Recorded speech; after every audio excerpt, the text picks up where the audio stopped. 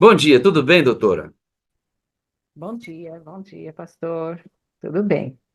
Tudo bem, né? Ah, hoje tem pessoas chegando na sala pela primeira vez e tal. Você mora onde? Eu moro até o final desse mês em Campinas. Mês que vem já moro em Hortolândia, pertinho do NASP Hortolândia, onde eu congrego e onde eu sou anciã. Anciã da igreja de Hortolândia, uma das maiores igrejas do Brasil, também igreja de colégio. Já estive lá. Tive a alegria de estar esse final de semana com a Thalita, numa adoração aqui em Goiânia. Foi muito bom. A gente não teve tempo para conversar, mas sempre é muito bom estarmos juntos, né? Ah, você é formada em quê? Thalita, porque nosso propósito hoje e amanhã tem a ver com sua formação acadêmica de extrema utilidade para nós. Fale um pouco sobre isso. Eu sou graduada em Pedagogia pela Universidade Federal do Amazonas. Eu morei 5 anos e meio no Amazonas. Eu sou natural de São Paulo, me criei em Santos, mas com 19 anos eu mudei para Manaus. E lá eu concluí minha graduação em Pedagogia. E depois ingressei. Na verdade, eu comecei a trabalhar na organização adventista como professora em Santos. Com 16 anos, eu entrei pela primeira vez numa sala de aula como professora. Minha carteira foi assinada, eu tinha 16 anos. E depois fui para Manaus como professora e diretora de escola, terminei a graduação. Me tornei obreira em Manaus. Obreira é um status de dedicação exclusiva, né? Eu era funcionária, me tornei missionária de dedicação exclusiva em Manaus em 1984. Então, minha trajetória como obreira começa em 84. Eu volto para São Paulo, né? Na verdade, pastor, o assunto de hoje está relacionado à dissertação de mestrado que eu defendi em 1995. Não dá tempo de falar, mas é por providência divina que eu estudo dentro de uma universidade pública o tema de hoje. E quando eu fiz a defesa do mestrado, em 1995, eu não tinha compreensão da grandiosidade do assunto e da utilidade desse assunto para a própria igreja. Então, eu defendi o mestrado em educação na Universidade Estadual Paulista, e o doutorado eu fiz há pouco tempo atrás na PUC de Campinas, que é uma universidade católica, né, confessional. Então, essa é a minha trajetória acadêmica e profissional. Eu me desliguei da organização adventista em 2022. Então, de 77, 76, eu entrei pela primeira vez numa sala de aula, mas sem carteira assinada. 77 com carteira assinada, até 2022 eu atuei dentro da organização adventista na área educacional, em várias funções, desde educação infantil até pós-graduação. Fui pró-reitora do NASP durante 8 anos, enfim, mas hoje só. Quando você fala se desligou, é porque você aposentou. Sim, sim, sim, sim, aposentei, e daí hoje eu atuo profissionalmente também na área da educação, só que eu sou assessora pedagógica de uma editora de materiais didáticos para o Programa Nacional do Livro Didático para o Ministério da Educação. E também trabalho com assessoria pedagógica.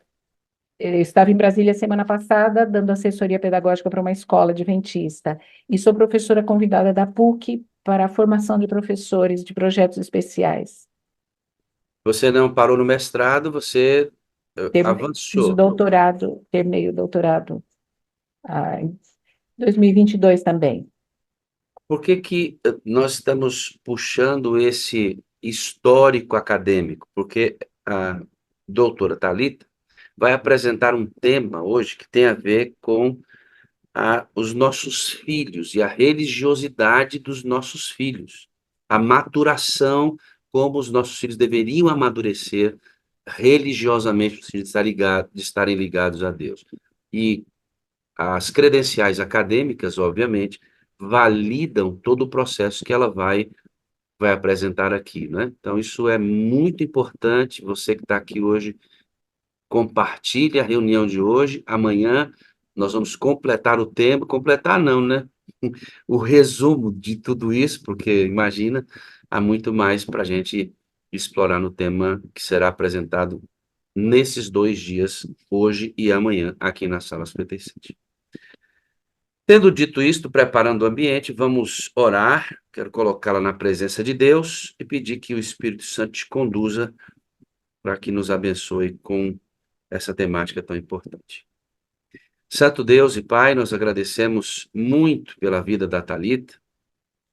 Hoje está aqui como uma doutora apresentando um tema tão importante que afeta tantas famílias. Aqui mesmo na sala hoje há muitos, muitos aqui que têm os filhos fora da igreja. E nós temos uma leva de meninos que, ao completarem 15, 16 anos de idade, desaparecem do círculo religioso, a igreja perde o sentido para eles. E esse tema vai passar por esses lugares, dando algumas indicativas, direções importantes para a igreja, como ela disse, para a igreja. Toma, Espírito Santo de Deus, a Thalita em tuas mãos, use-a com poder, Senhor, com poder transformador, ao atingir o nosso coração esta mensagem. Por Jesus. Amém, amém e amém. Você que adora conosco já sabe, nesse momento nós vamos rodar um vídeo. Esse vídeo, ele ressalta o texto de Ezequiel 37, que é o foco da Sala 57, um reavivamento em Cristo e uma reforma em Cristo Jesus. E esse texto é exatamente para nos lembrar o nosso propósito.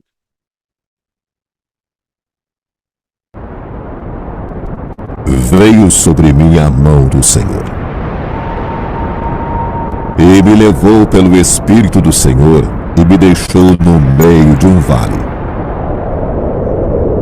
Estava cheio de ossos, e me fez andar ao redor deles.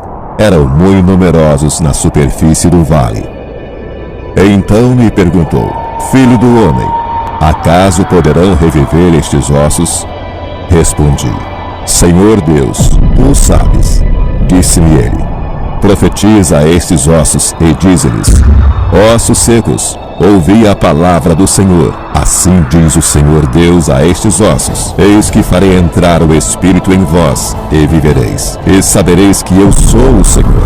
Então profetizei segundo me fora ordenado. Houve um ruído, um barulho de ossos que batiam contra ossos e se ajuntavam, cada osso ao seu osso. Olhei, e eis que haviam tendões sobre eles, e cresceram as carnes, e se estendeu a pele sobre eles, mas não havia neles o Espírito.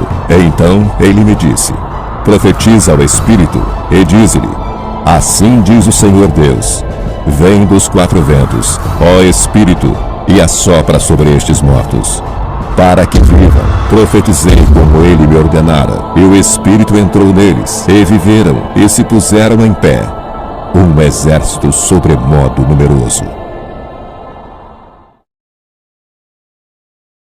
Bom dia agora, oficialmente, Sala 57.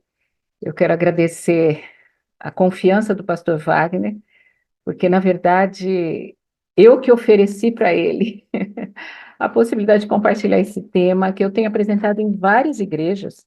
Apresentei em Salvador, em Maceió, apresentei recentemente em Fortaleza, há 2 sábados atrás em Maringá, e eu quero antecipadamente dizer a vocês que dessa vez eu vou pedir desculpas, mas eu não vou poder ceder os slides, porque como esses slides se tratam de um assunto,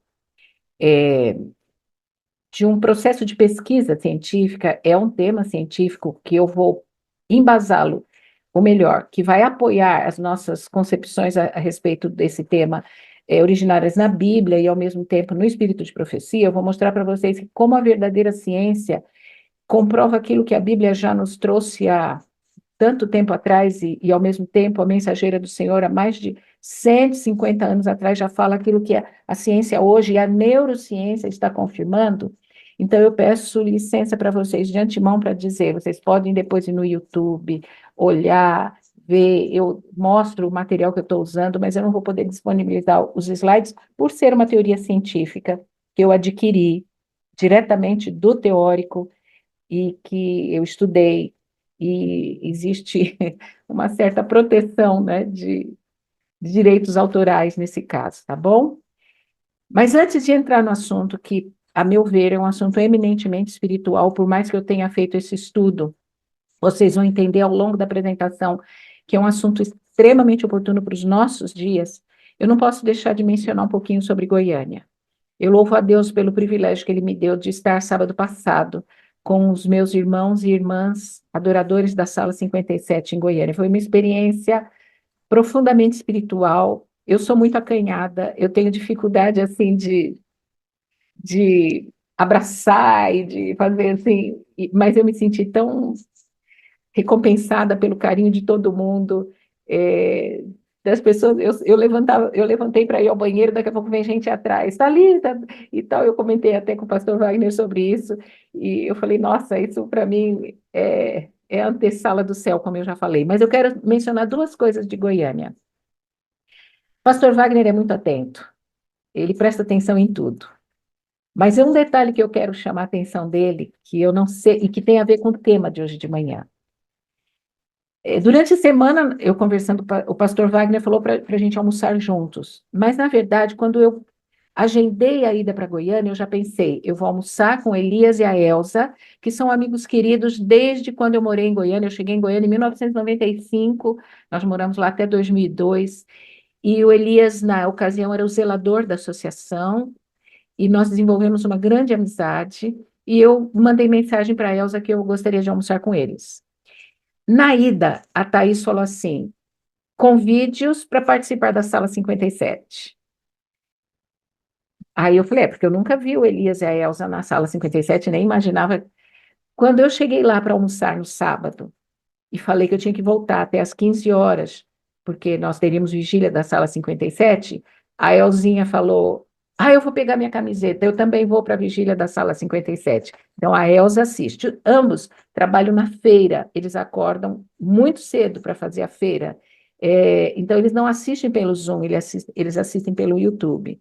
Então, nós fomos, os três sentamos, pastor Wagner lembra onde eu sentei, eu, a Elza ao lado com a camiseta, o Elias e o neto deles, de 9 anos, que tem um probleminha de déficit de atenção, mas ele ficou às 4 horas e tanto, foi um pouco mais de 4 horas da vigília, não somente prestando atenção em tudo, mas acompanhando pela Bíblia todas as passagens que o pastor Wagner apresentava nos slides. Eu fiquei admirada porque hoje em dia uma criança de 9 anos tem muita dificuldade de ficar 4 horas sentada, prestando atenção numa temática, seja ela, ainda que fosse assim, uma temática de interesse, entre aspas, de criança, né, que fosse uma apresentação, um filminho, um desenho, 4 horas sentado. E o Gabriel ficou sentado, prestando atenção. E quando o pastor apresentava alguma passagem, ele abria e mostrava para o avô a passagem da Bíblia, para o Elias. E então, isso é raro hoje em dia. E o Elias falou assim, Thalita, olhe para os lados e veja se tem mais crianças aqui. Porque eu mesmo dizia, nossa, como ele está aqui, prestando atenção. Tinha 2 menininhas assim num banco ao lado, mas estavam desenhando no chão, mas prestando atenção mesmo. Em toda a apresentação da sala 57, esse menino de 9 anos, por mais de 4 horas. Isso é raríssimo. Isso é milagre.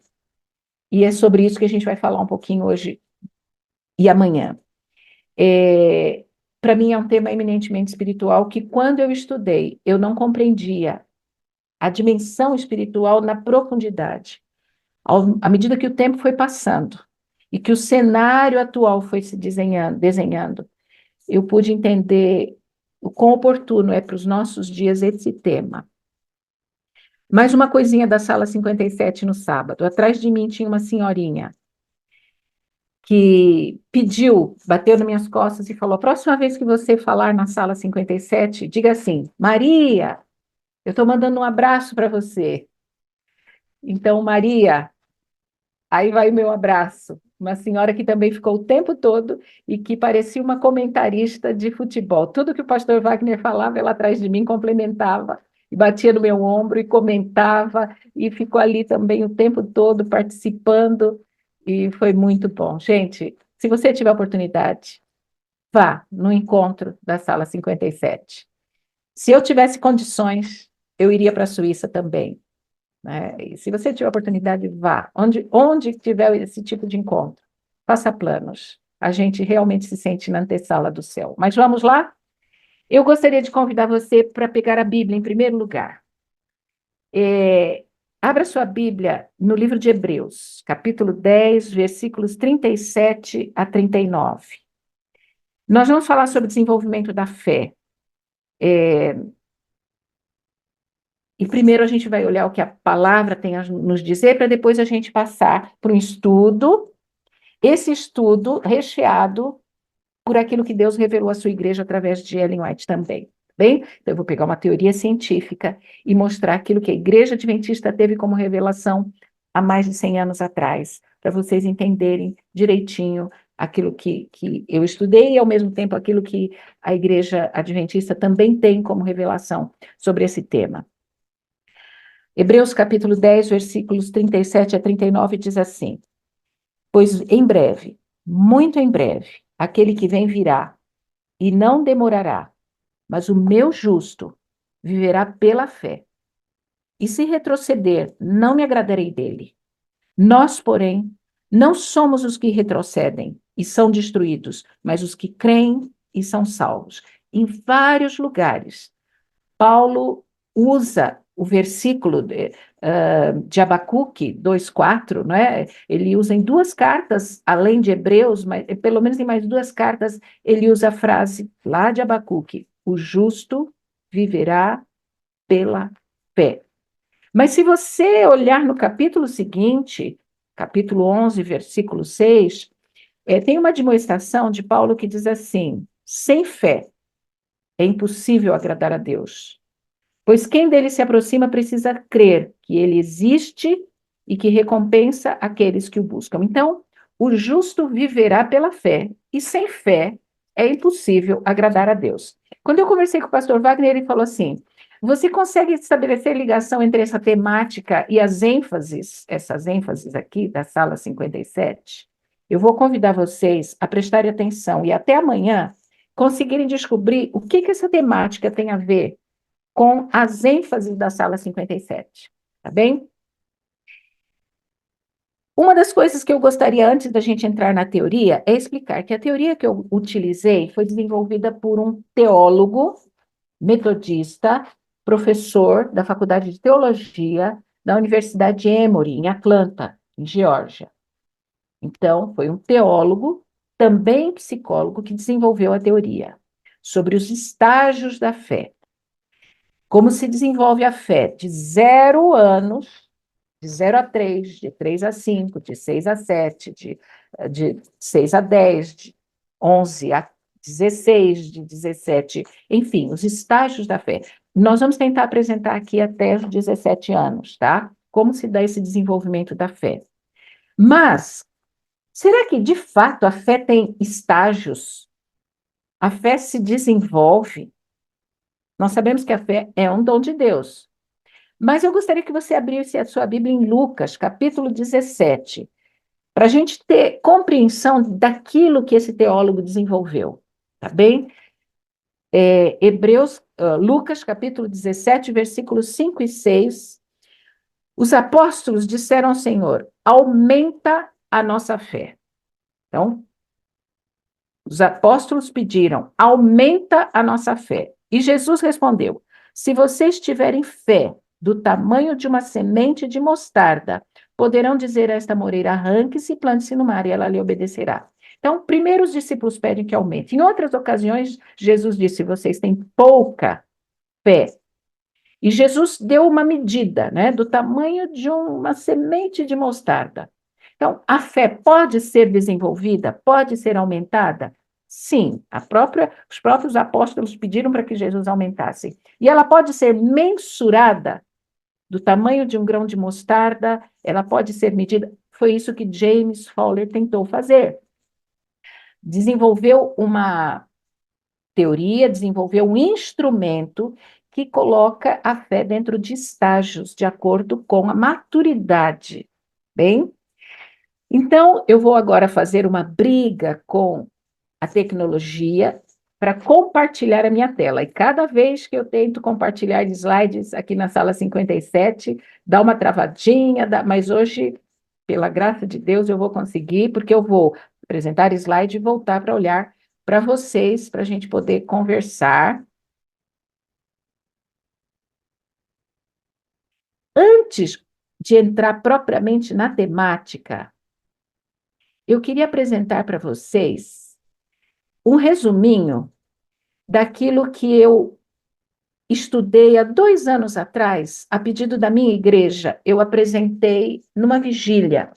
Eu gostaria de fazer o contexto, o pano de fundo, o cenário dos dias que nós estamos vivendo.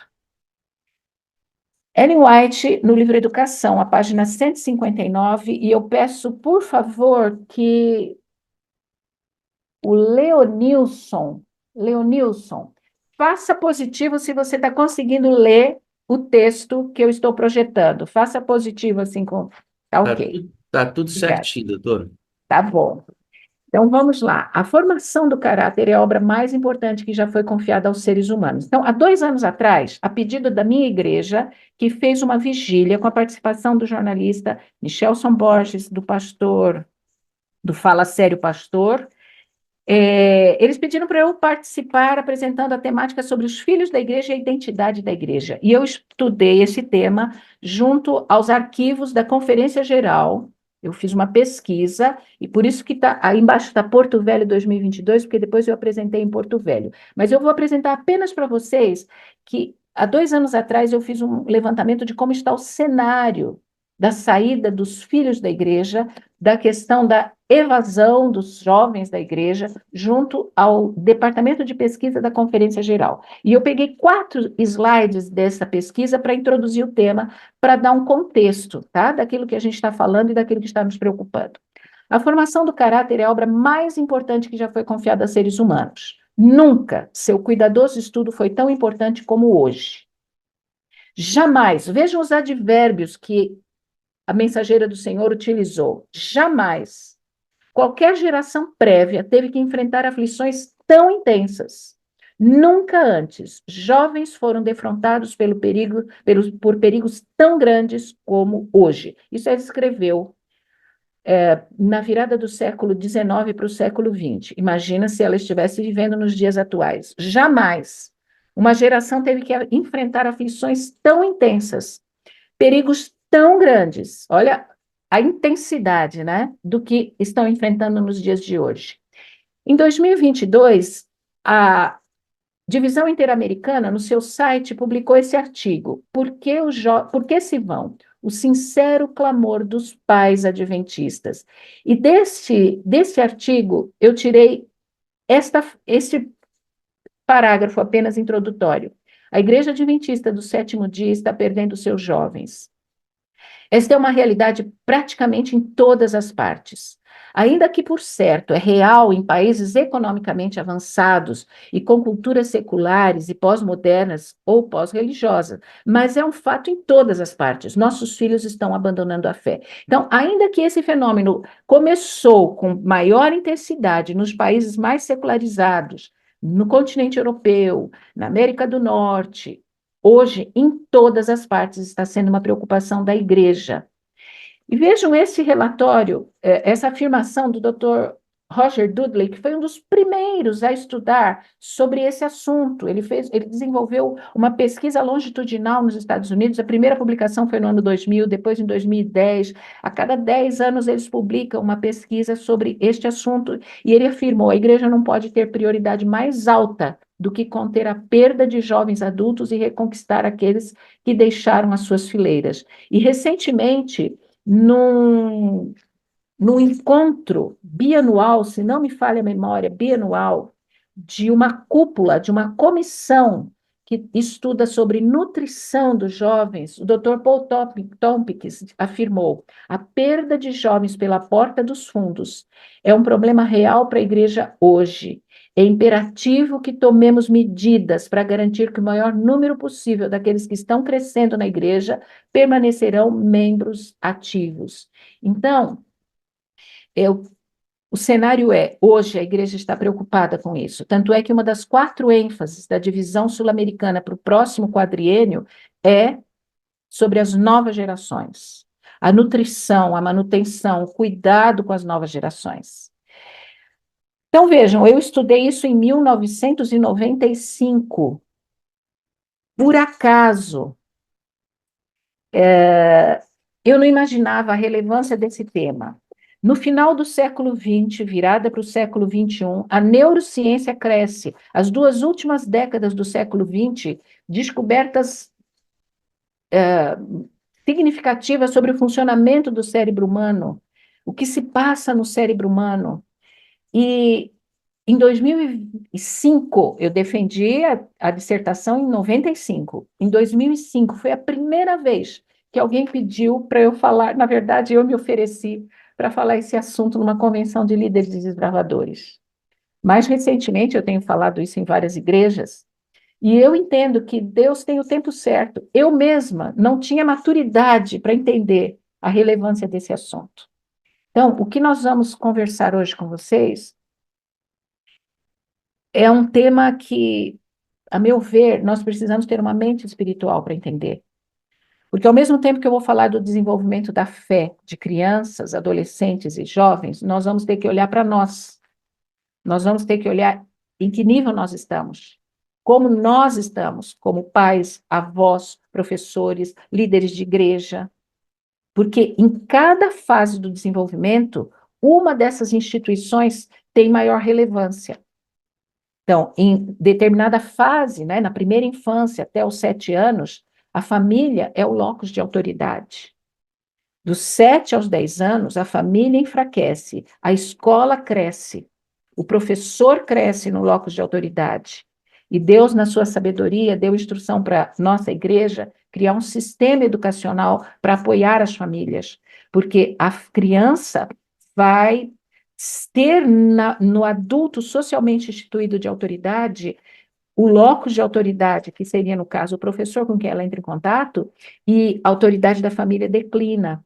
Na adolescência, aí que a autoridade da família vai para o brejo, e cresce a autoridade do grupo de amigos, mas, por outro lado, dos líderes religiosos, também cresce, porque os amigos vão escolher qual o líder que vale a pena ser seguido. Então, eu vou falar isso mais detalhadamente ao longo dos 2 dias, mas agora eu vou compartilhar, então, com vocês os slides que apresentam com mais detalhamento a teoria do desenvolvimento da fé. Vamos lá. Desenvolvendo a fé dos nossos filhos. Eu vou gastar um pouquinho mais de tempo na primeira fase, e nas outras eu vou passar um pouquinho mais rápido, e amanhã eu vou gastar um pouquinho mais de tempo na adolescência, que é essa fase crítica da saída da igreja, tá bem? Mas vocês vão entender por que eu vou gastar mais tempo na primeira fase. Imagine esta cena. É madrugada. O bebê de 3 meses de vida começa a choramingar no bercinho porque ele fez xixi, a fralda dele está molhada, ele começa a se incomodar. E a mãe, que dorme no outro quarto, ouve aquele chorinho. A princípio, o chorinho é fraco. Depois, o chorinho vai ficando mais e mais acentuado.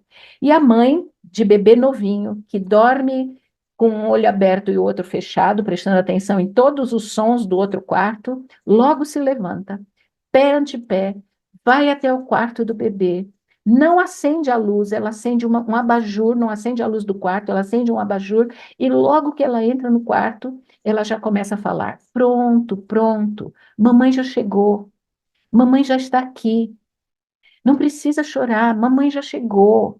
E o bebê, que desde o ventre materno, desde a 30ª semana, já tem seu aparelho auditivo formado, ele já identifica a voz da mãe. Ele ouve a voz da mãe, falando para ele se acalmar, e ela já toma o bebê nos seus braços, percebe que a fralda está molhada, já começa a ajeitar o local para higienizar o bebê, trocar a fralda, falando: pronto, mamãe está aqui, não precisa mais chorar. Logo ela higieniza o bebê, troca a fralda, e ela sabe que já está na hora também de dar o seio. O bebê sente o cheiro do leite da mãe. A mãe leva o bebê ao seio. Ele suga aquele leite morninho, vai se acalmando, vai se acalmando. Depois que ele mama, a mãe o coloca no ombro para que ele possa arrotar. A sensação de bem-estar. James Fowler, o teórico que eu estudei, afirma que esta cena é a base para tudo aquilo que este bebê vai entender sobre Deus, sobre o divino, sobre o sagrado. E ele diz assim: o adulto que cuida da criança nos primeiros meses de vida está mostrando para essa criança atributos divinos que serão necessários para tudo que vem depois sobre fé. Ou seja, os primeiros meses de vida, diz Fowler, o adulto que cuida da criança nos primeiros meses de vida vai estabelecer a base, vai estabelecer o alicerce para a criança entender a Deus.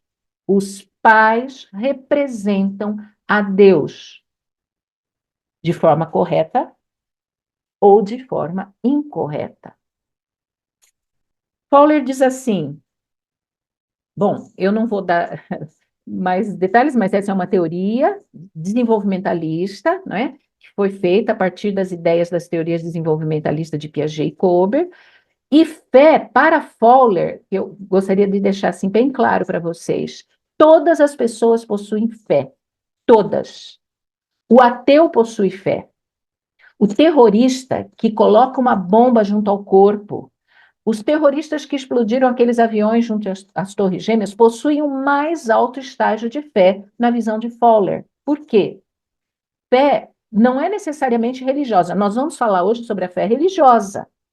Mas a fé é o modo como uma pessoa ou um grupo penetra no campo de força da vida. É aquilo que dá sentido para a minha vida.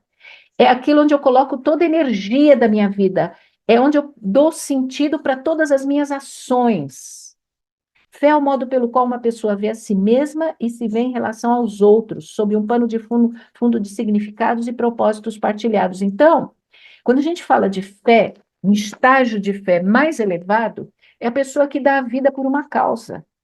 E pode ser que essa pessoa que dá a vida por uma causa seja até mesmo um ateu, mas ele dá a vida por uma causa. Ele tem fé de que aquilo que ele acredita de fato é verdade. Então, quando eu falo, por exemplo, de uma pessoa que tem o estágio mais elevado de fé, vocês vão se lembrar de Martin Luther King, vocês vão lembrar de Gandhi. Gandhi não foi cristão, mas ele tinha o estágio mais elevado de fé que uma pessoa pode atingir. Vocês vão lembrar de Madre Teresa de Calcutá. Então, para Fowler, os estágios de fé, né, estão presentes na vida de todas as pessoas, mas nós vamos falar da fé religiosa. Tá bem? Então, Fowler disse assim, olha, de 0 a 3 anos, no pré-estágio denominado fé indiferenciada, as sementes de coragem, confiança, esperança e amor fundem-se de forma indiferenciada, ou seus opostos, abandono, privações, ou seja, de 0 a 3 anos, a imagem de Deus se origina aqui, e a força dessas imagens estão subjacente a tudo que virá depois no desenvolvimento da fé. Gente, se eu pudesse dizer para vocês o que tem de mais importante em tudo aquilo que eu vou falar hoje e amanhã, eu diria que é isso que eu estou mostrando para vocês agora. O adulto que cuida ou não cuida da criança de 0 a 3 anos, e eu vou dizer mais, nos primeiros meses de vida, é quem determina a visão que a criança terá de Deus ao longo da sua vida. Pastor Wagner costuma falar das dispensações, né? A dispensação de Deus no Antigo Testamento, depois Jesus no Novo Testamento, e hoje nós estamos na dispensação do Espírito Santo. Muitas pessoas têm dificuldade de entender a figura do Espírito Santo, porque tem uma imagem equivocada de Deus Pai. Tem dificuldade de entender Deus Filho e tem dificuldade de entender o Espírito Santo. Por quê? Porque de 0 a 3 anos, quando os pais recebem de Deus a comissão, a autoridade de representá-lo, os pais negligenciam. 3 construtos. Eu vou interromper um pouquinho. 3 construtos que Fowler afirma que melhor, 2 construtos que nós representamos a Deus. Vocês leram ali. Mas ele afirma que o amor e a obediência que uma criança desenvolve pelos seus pais nos primeiros meses de vida, quando você falar do amor de Deus, obediência, estarão associados a esta visão daquilo que ele desenvolveu pelos seus pais nos primeiros meses de vida. Você fala assim, você vê um bebê que o pai coloca sobre um móvel, sobre uma mesa de 1 ano de idade, e o pai estende os braços e o bebê se lança nos braços do pai, com confiança. Você vê, então, Fowler fala, amor e obediência. A doutora Rabinit, Dona Rabinit, professora da Universidade de Andrews, que estudou esse autor, que escreveu um livro que a Casa Publicadora publicou, Como Conduzir os Nossos Filhos a Jesus, ela acrescenta confiança. Então, amor, obediência e confiança. Nos primeiros meses de vida, o adulto que cuida da criança vai despertar nele esses 3 sentimentos, esses 3 construtos. E isso vai ser determinante para tudo que vem no resto da vida no relacionamento com Deus. Você acredita que se você colocar seu filho com 4 meses numa creche, a cuidadora da creche, por mais sofisticada que seja a creche, e só tem 6 crianças por cuidadora, você acha que essa cuidadora consegue, nos primeiros meses de vida, representar a Deus para essa criança? No amor, na obediência e no cuidado? Então, muitas crianças já entram na fase de 4, 5 anos estragadinhas, estragadas.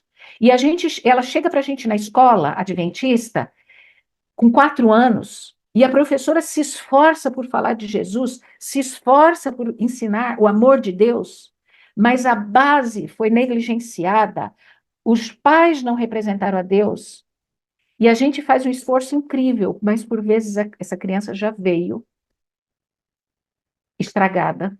Com 4 anos, ela já tem dificuldade de entender o amor de Deus, porque os pais não fizeram este papel. Bom, vamos ver agora o que a mensageira do Senhor falou sobre esse assunto.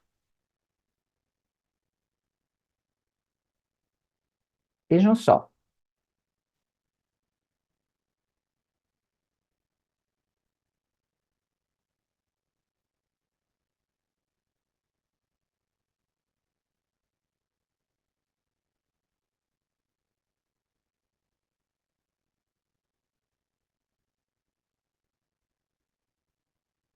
Ellen White afirma, vejam, Fowler falou, nos primeiros meses de vida. Ellen White, orientação da criança. O fundamento é posto nos primeiros 3 anos. As mães devem compreender a importância deste período. É aí que é posto o fundamento. Fowler escreveu na década de 80, ele morreu em 2015. A teoria dele foi publicada em 1981. Eu fui a primeira brasileira, e não sei se teve mais alguém, que comprou dele o instrumento de pesquisa para poder aplicar na minha dissertação. Eu paguei $30 e está depositado lá na Unesp, esse instrumento.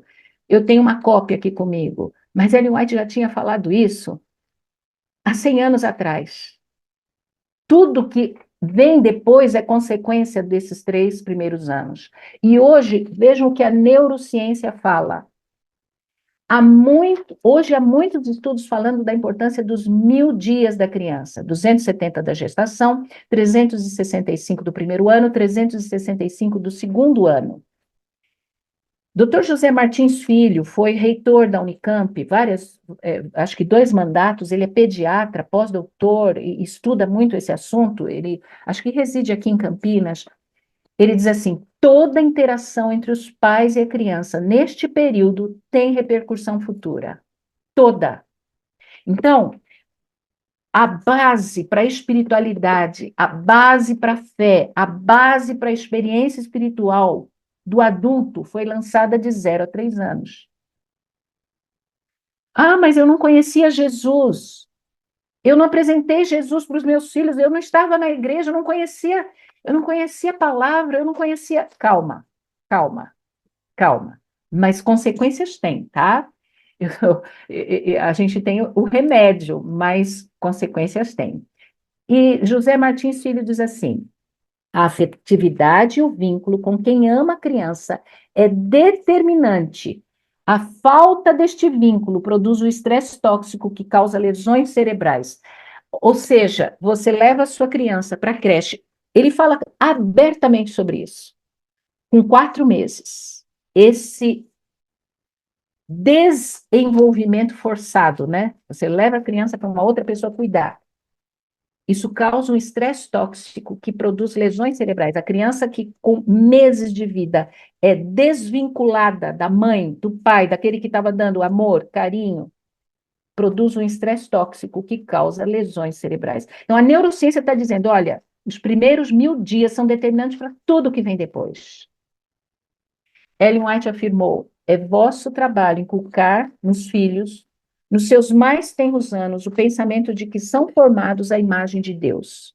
Cristo veio a este mundo para dar um exemplo vivo do que todos eles deveriam ser, e os pais que pretendem crer na verdade para este tempo devem ensinar os filhos a amar e obedecer a sua lei. Este é o maior e mais importante trabalho que os pais e as mães podem fazer. Vejam, Ellen White falou amor e obediência. Fowler falou amor e obediência. Dona Rabinite acrescentou confiança. Confiança que é a base do desenvolvimento da fé também. Então vejam a luz que nós temos a respeito desse assunto, que hoje a ciência vem trazendo como uma novidade, né? De 0 a 3 anos, toda a base é fundamentada. Como que um bebê entende amor e obediência? Não dá tempo de eu explicar com detalhes, com exemplos, tá? Eu poderia dar detalhes, mas em tese, queridos, a obediência de um bebê se desenvolve na proporção que a mãe também é obediente e tem rotinas. Se a mãe estabelece as rotinas certinhas, horário para tomar banho, horário para comer, se a mãe tem rotinas, ela já está ensinando obediência para o bebê. Se a mãe não tem rotinas, ela já está negligenciando a obediência. Como que um bebê entende amor? Deixa eu ver meu tempo aqui. Eu tenho só 10 minutos, não dá. Um teólogo perguntou a Ellen White, ou melhor, perguntaram a Ellen White como ensinar amor para uma criança. E ela escreveu isso no livro Orientação à Criança, na página 486. Resposta de um teólogo à pergunta sobre a idade para a criança amar a Jesus.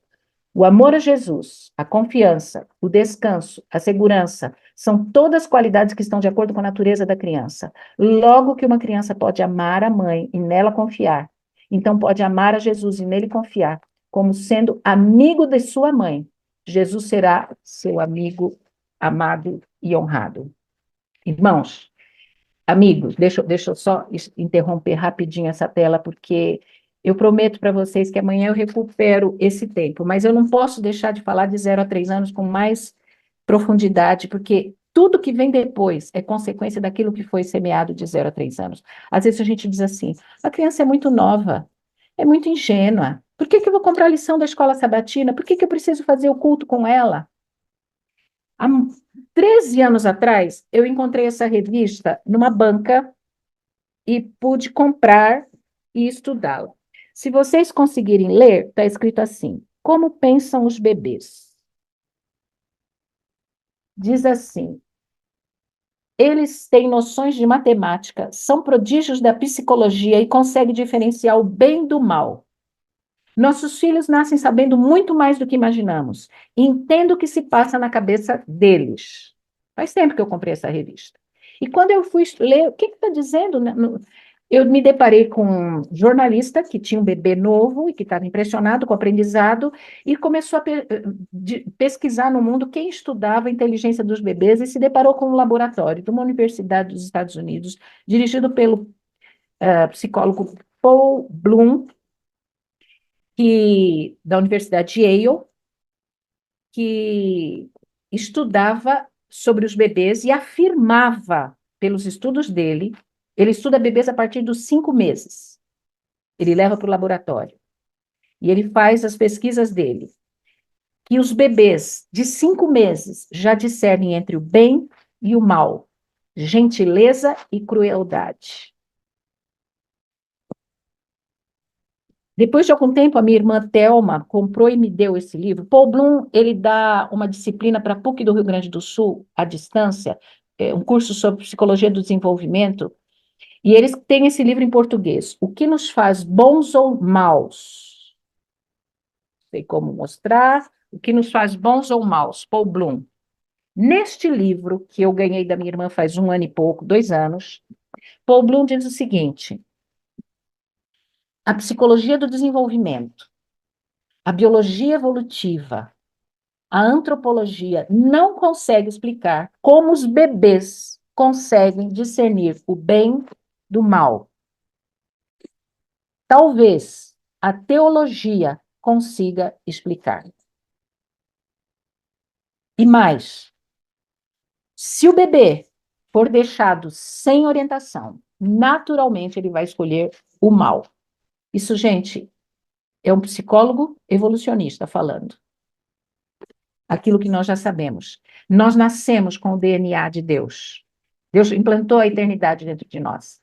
E a gente fala assim, é muito novinho, eu não preciso fazer o culto com ele, eu não preciso... Queridos, os primeiros meses de vida é quando há mais conexões neurais e aprendizagem. Nunca, em nenhuma outra fase da vida, nós temos tantas conexões neurais ocorrendo. Aprendizagem. Ellen White afirma que Ana, mãe de Samuel, ensinava desde o despertar da inteligência que ele pertencia ao Senhor. Eu lembro quando minha irmã teve o filho mais velho dela, o Wagner, a Thelma, e eu fui visitá-la. Eu ainda não conhecia essa teoria, eu era recém-casada, e eu lembro que quando ela ia dar o seio para o Wagner, para ele mamar, quando ela ia dar uma frutinha raspada, ele tinha meses, ela juntava as mãozinhas dele para orar, antes de dar o seio, antes de dar a frutinha raspada. E eu, na minha ingenuidade, dizia assim, imagina, ele é tão novinho, ele não está entendendo nada. Ele podia não entender as palavras, mas ele entendia o rito.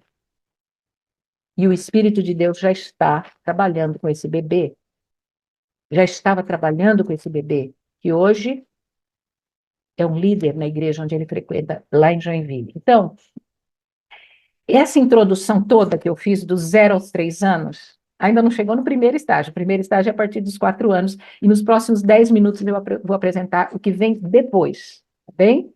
Que é o primeiro estágio. De 0 a 3 é chamado de fé indiferenciada, porque não dá para caracterizar, porque não dá para fazer a entrevista com a criança de 3 anos. A partir dos 4, 5, 6, 7 anos, então é o primeiro estágio.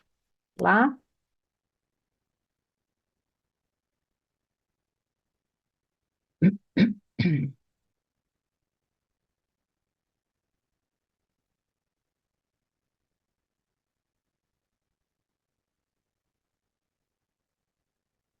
Fé intuitiva projetiva.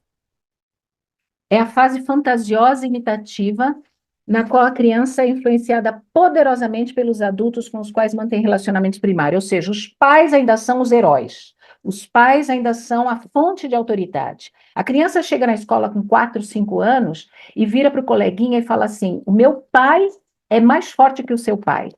O carro do meu pai é maior que o teu. A menina chega e fala assim, minha mãe é mais bonita que a sua mãe, porque os heróis ainda são os pais. Nesta fase, o grande dom é o nascimento da imaginação. E o grande perigo dessa fase são as imagens irrestritas de terror, destrutividade, tabus que nós adultos colocamos. E aí a gente fala assim nessa fase: Jesus não gosta de criança que chora. Jesus não gosta de criança que faz birra. E nós estamos alimentando a cabeça da criança com tabus, com coisas erradas, né? Olha o homem do saco que vem te buscar. Nós, adultos, é que colocamos essas imagens. Eu sempre digo, jamais afirme, Jesus não gosta de criança malcriada. Jesus ama a todas as crianças. Se você quer dizer alguma coisa para o seu filho, diga, se você ama a Jesus, quem ama a Jesus não deve fazer isso. É outra coisa. Mas não dizer, Jesus não gosta de criança que chora, Jesus não gosta de criança que faz bagunça na igreja, Jesus... E nós, adultos, é que colocamos esses tabus, essas imagens destrutivas a respeito da espiritualidade também. A criança nessa idade é naturalmente egocêntrica.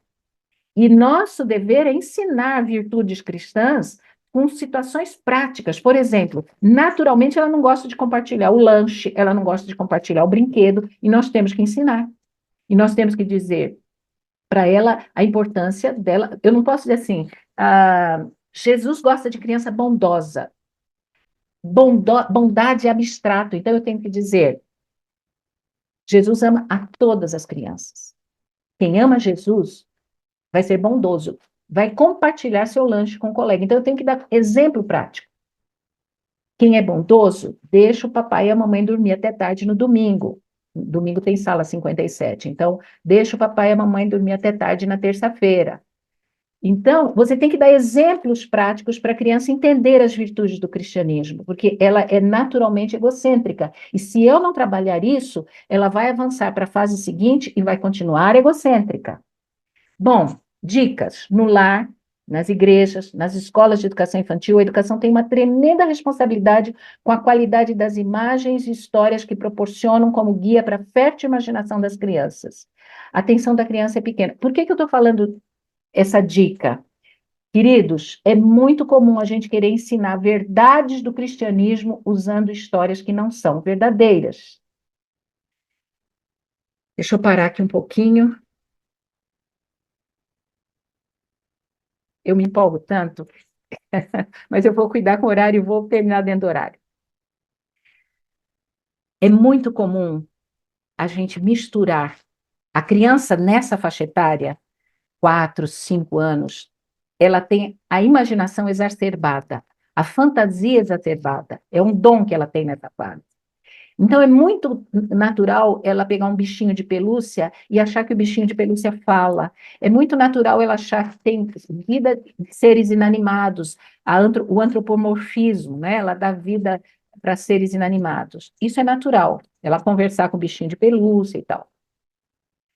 Porém, quando a gente vai ensinar princípios do cristianismo, nós não devemos nos valer desses recursos. Por quê? Eu vou dar um exemplo. Adoração infantil. Eu estava na minha igreja, querida igreja, uma saudação para o irmão Carlos, de São José do Rio Preto, ancião da igreja que eu era membro. São José do Rio Preto, quando isso aconteceu. Eu estava à plataforma, quando veio a adoração infantil. E uma querida irmã da igreja trouxe uma tartaruga viva. E imagine a atenção das crianças para a tartaruga viva. Todas as crianças, dos bebês aos maiores, que vão para frente na adoração infantil, prestando atenção na tartaruguinha. E ela falou, vocês já viram uma tartaruga? Crianças urbanas, morando em cidade, né? Dificilmente vem uma tartaruga viva. E ela falou assim, essa é minha tartaruga. E eu vou contar para vocês a história da tartaruga. A tartaruga estava andando devagarzinho, quando de repente passou uma onça correndo, e ela perguntou da onça, Dona Onça, para onde você está indo? E a Dona Onça se virou para a tartaruga e falou, você não sabe? Noé está chamando toda a bicharada, eu estou indo para a arca que Noé construiu. Me leva, me leva. Não, não, não, eu estou com pressa. E foi embora. Daqui a pouco passou a lebre e a tartaruga, para onde você está indo? Eu estou indo para a arca de Noé. Me leva com você. E a lebre, porque a tartaruga anda devagar. A lebre falou, não, eu estou com pressa, e foi embora.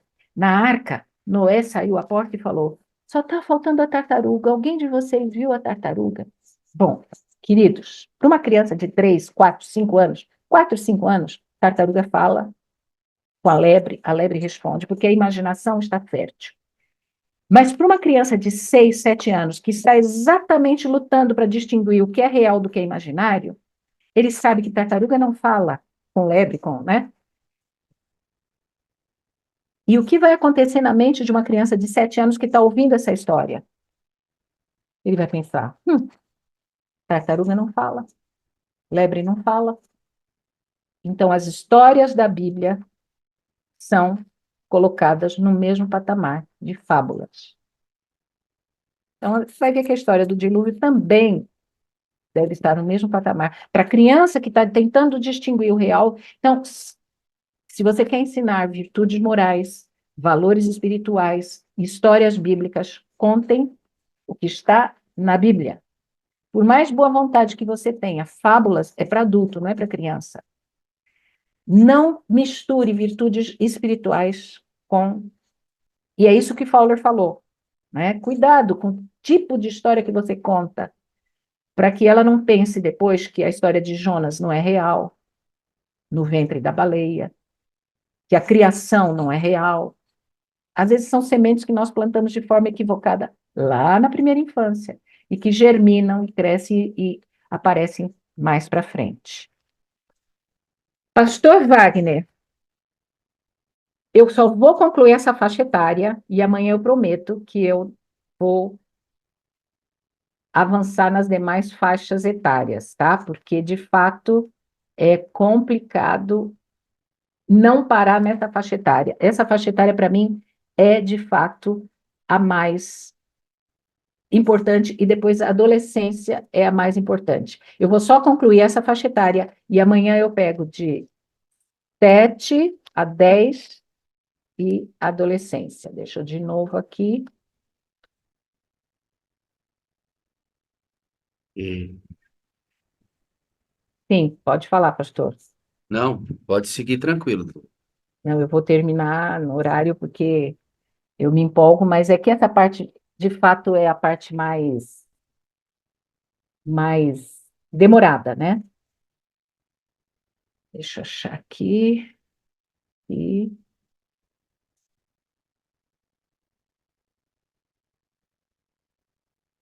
estou caminhando para o final já dessa faixa etária. Então, como ensinar? Ensine a louvar a Deus pelas coisas criadas, pelas coisas concretas, pelo alimento. Durante a semana, a criança vai cantar as canções ensinadas no sábado. Ela absorve rapidamente, ela tem uma memória muito boa. Cuidado com o tipo de música que você coloca em casa para ela ouvir. Ensine a cantar e louvar a Deus. Ensine a orar agradecendo pelas coisas criadas, né? A atenção da criança é limitada, conte história. O culto deve ser curto. Não faça cultos longos, rápidos. Uma música, a oração, histórias curtas, a liçãozinha da escola sabatina curta. A criança nessa faixa etária pensa, como ela é egocêntrica, ela pensa em Deus de modo pessoal e ela consegue dar o verdadeiro louvor. Pode ter um contato pessoal com Cristo através da oração de agradecimento e de petição. Acredita nos adultos, está pronto a ouvir de Cristo, fale de Cristo de maneira bem simples. Mãe, ela vai amar a Jesus se ela percebe que você ama Jesus. Ela vai amar a Jesus quando você fala de Jesus de uma maneira pessoal, como seu amigo. E eu quero concluir com isso, gente, que para mim é fundamental.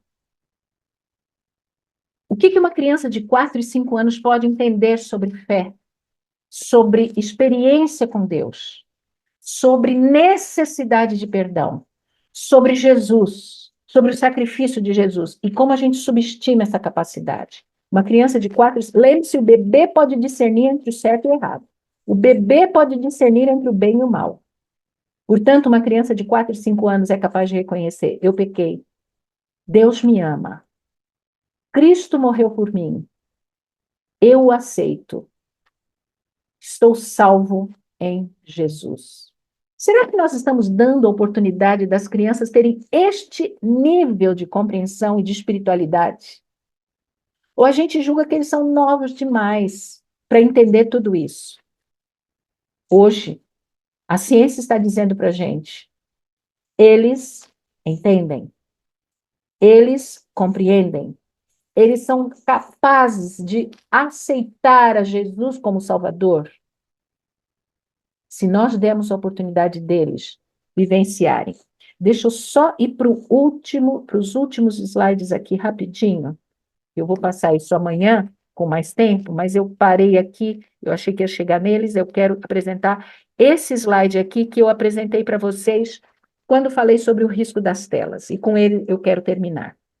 Lembre-se, Ellen White afirmou que assim como as crianças cantavam hosanas no pátio do templo, e bendito que vem em nome do Senhor, assim nesses últimos dias as vozes das crianças se erguerão para dar a última mensagem de advertência ao mundo agonizante. Quando os seres celestes virem que os homens não mais têm permissão de apresentar a verdade, o Espírito de Deus virá sobre as crianças e elas farão na proclamação da verdade um trabalho que os obreiros mais idosos não podem fazer, pois seus passos serão entravados. Eu pergunto para vocês, terminando, Satanás conhece esse parágrafo que Ellen White escreveu? O Espírito de Deus virá sobre as crianças. As crianças darão a última mensagem de advertência ao mundo. Satanás conhece esse parágrafo. Satanás conhece Joel 2, 28, quando diz que o Espírito virá sobre os nossos filhos e filhas. Com certeza ele conhece. E ele tem desviado a nossa atenção dessa visão profética de Ellen White. Nós já achamos que eles são muito novos para aprender, muito novos para ter uma experiência pessoal com Deus. E eles, nessa faixa etária até os 6 anos, absorvem como esponja aquilo que você desenvolve na sua experiência com Deus. Os pais representam a Deus de 0 a 3 anos. E na adolescência, quando eles estão saindo da igreja, é porque o Deus de 0 a 3 anos não foi bem representado na mente deles. E quando na adolescência eles passam a ter o pensamento hipotético, eles passam a entender que Deus sabe tudo o que eles pensam. Se o Deus de 0 a 3 anos foi mal construído, é na adolescência que vem à tona essa má compreensão do amor de Deus, da bondade de Deus, da necessidade de confiar e obedecer a Deus. É por isso que eu me detive tanto tempo de 0 a 3 anos, porque aquilo que foi feito de 0 a 3 anos vai repercutir no resto da vida, mas principalmente na adolescência, que nós vamos ver amanhã. Eu espero, irmãos, que a gente, nessa jornada de entender um pouquinho a vontade de Deus para a nossa experiência de fé, eu vou concluir dizendo que amanhã eu vou falar sobre o remédio, o conserto, né? Porque, eu não sabia de nada disso, não fiz isso. Ou eu conhecia Deus, meus filhos já estavam grandes, eu conhecia a palavra, meus filhos já estavam grandes, eu conhecia o evangelho, eu não fiz nada disso. Amanhã a gente vai acalmar o coração de vocês. E segunda coisa, como que uma pessoa muda de um estágio para o outro? O que a Bíblia nos fala? A fé vem pelo ouvir. E ouvir a mensagem, a palavra. Comunhão, o desenvolvimento da fé. Mas Fowler diz assim, há 2 formas de se desenvolver a fé. Passando por provas, por dilemas, por experiências difíceis, por situações difíceis e convivendo com pessoas maduras na fé. Quando nós nos relacionamos em comunidade, e aí vem aqui, comunidade saudável. A vida em comunidade é para que a gente desenvolva a fé. Convivendo com pessoas maduras na fé, nós desenvolvemos a nossa fé e saímos de um estágio de maturidade para um estágio de maturidade espiritual. As crianças desenvolvem a fé na proporção em que os pais têm também uma fé desenvolvida. Amanhã vou falar bastante sobre isso quando eu falar da próxima faixa etária, quando as crianças já têm autonomia para ler, para fazer a sua vida devocional, estudar sozinha a sua lição da escola sabatina. Mas o que foi plantado de 0 a 3 anos pode ter uma colheita fértil, né? Uma colheita abundante nas idades seguintes, ou o contrário, mirrada, pobre, como diz Fowler, ou o oposto, porque nós, como pais, não representamos corretamente a Deus. É isso que eu gostaria de introduzir, pastor Wagner. Se ficou alguma dúvida, se ficou alguma pergunta, se quiserem colocar no chat, amanhã eu respondo. Mas eu espero conseguir cumprir meu compromisso de passar Aqui, pelo menos 3 estágios. aqui nós temos o privilégio de estar gravado. A pessoa pode ir lá no link, voltar a essa reunião. e rever calmamente, pausar, anotar, e ele vai ter condição de entender essa primeira fase. Para mim, assim, de tudo que você disse aqui para gente, o fato de entender cientificamente que a criança aprende de 0 a 3 anos de idade é fundamental. Fundamental. A gente acha que não, né? Você mesmo tinha essa impressão quando sua irmã amamentava e orava e colocava a mãozinha, né? A importância de entender que, inclusive, não só aprende, mas é a fase mais fértil para a codificação que a mente tem. Quando Isso lá na frente, quando lá na frente você falar sobre o amor de Deus, qual é a referência de amor que ela tem? Obediência, qual a referência de amor, de obediência que ela tem? Então, nos mínimos detalhes, pastor, nos mínimos detalhes, nós temos que lembrar, o adulto que está cuidando dessa criança está representando a Deus. O pai e a mãe têm que ver isso como uma missão solene, solene. Eu estou representando a Deus. O meu não tem que ser não. Porque quando essa criança se deparar com não furtarás, não dirás falso testemunho, não adulterarás, não. O não de Deus pode ser fragilizado, porque o não do pai foi fragilizado. Quando você vê uma criança novinha se jogando no chão do supermercado, fazendo birra, porque quer alguma coisa que o pai não comprou, que a mãe não comprou, e a mãe diz: não, eu não vou comprar. E a criança faz o escândalo, e para não passar por uma situação vexatória, a mãe vai lá e pega, está na prateleira, e põe no carrinho para a criança parar de chorar. Por mais que a gente não perceba, o não que foi fragilizado, eu digo não vou dar, mas dou.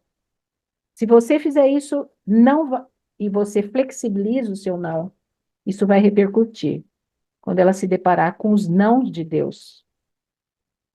O você já não está de preparando para a gente o link das fases seguintes. Por que que nós temos evasões dos nossos meninos da igreja? Exatamente por causa dessa construção ainda na tenra idade. exatamente. Eu tenho um vídeo aqui, as pessoas estão ouvindo agora, falam assim, mas aprende mesmo. Vamos dar uma olhadinha aqui. Se tudo der certo, o vídeo vai rodar. Eu quero mostrar para vocês um garotinho que o pessoal chama de o novo Bruce Lee.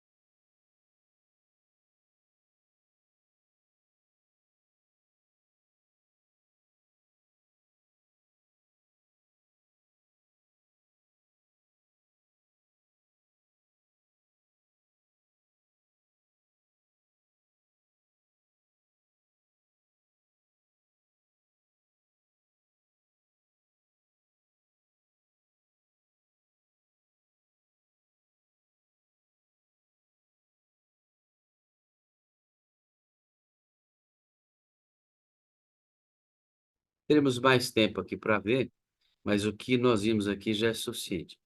Você acha que essa criança aprendeu isso do nada?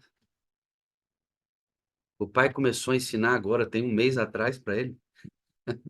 Essa criança nasceu no ambiente. Ele foi formado no mundo das artes marciais. E desde a tenra idade, o pai está ensinando o que ele faz agora com quase perfeição.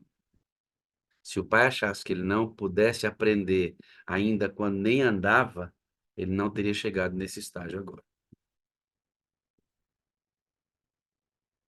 E a gente faz isso com os nossos filhos.